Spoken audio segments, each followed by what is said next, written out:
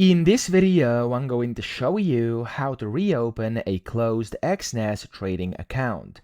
Now to do this, first you want to sign in to your Exness personal area, then go to Trading top left and click on Accounts.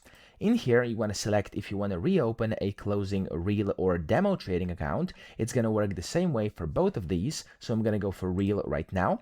And if I scroll down to the bottom here of my accounts, I have multiple, it's going to say archived accounts. Click on Show Accounts over here, and if you scroll down, you'll see here I have some accounts which have been automatically closed over here kind of a few months ago, okay? So whenever you actually come here, you can then just go and select the account you want to reopen and click on this Restore button.